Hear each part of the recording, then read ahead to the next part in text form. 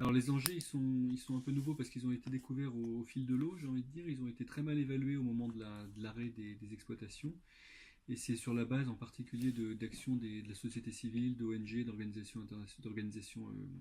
d'associations de protection de l'environnement, que les questions ont finalement émergé petit à petit.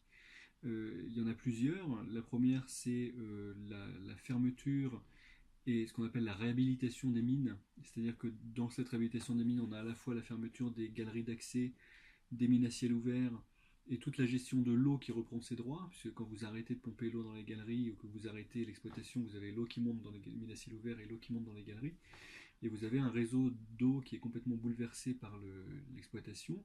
Et vous avez de l'eau qui va passer à travers les filons, qui va passer à travers dans des endroits où en gros on avait des métaux comme l'uranium qui étaient enfermés et qui là est disponible à l'eau. Et vous avez des résurgences d'eau à la surface dans les cours d'eau qui sont des eaux beaucoup plus radioactives, avec des taux qui peuvent être problématiques d'ailleurs pour la santé, pour les espèces aquatiques dans les milieux autour. Donc il y avait des questions de sécurité publique, des questions de pollution des eaux liées à ces anciennes mines. Ça, c'est un premier gros problème. Le deuxième gros problème, c'est le stockage à long terme des déchets qui ont été générés par l'industrie de l'exploitation, puisque, encore une fois, ce qu'il faut bien comprendre avec les mines d'uranium, c'est que c'est pas une carrière de pierre, c'est une mine, on va chercher du minerai, et ce minerai, on le traite dans des usines, et le traitement du minerai pour récupérer l'uranium, la part uranium, génère des quantités très importantes de déchets, qui sont des déchets radioactifs, qui doivent être stockés dans des installations classées pour la protection de l'environnement, et là on parle de milliards de tonnes, hein. Donc on a un vrai gros sujet avec comment on fait pour gérer ces quantités très importantes de déchets de transformation, avec lequel on peut ajouter tous les déchets métalliques, les usines et tout ça qui ont été coupés en petits morceaux et qui sont laissés sur place, les anciens engins, tout ça a été laissé sur place. Donc on a 4 ou 5 aujourd'hui en Limousin, centres de stockage de déchets qu'il faut réussir à gérer pour l'avenir. Voilà. On a eu quelques accidents, des choses comme ça.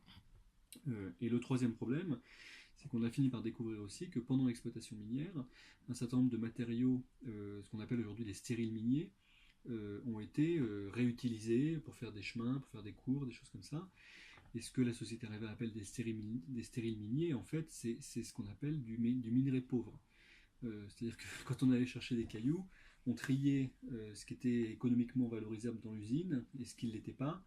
Il y avait toute une part qui était du stérile franc, c'est-à-dire des produits de découverture pour aller chercher le minerai. Mais après, quand on était au niveau du minerai, on avait du minerai riche qui allait dans les usines et du minerai qui n'était pas assez riche, mais qui était quand même du minerai qu'on laissait en tas à côté.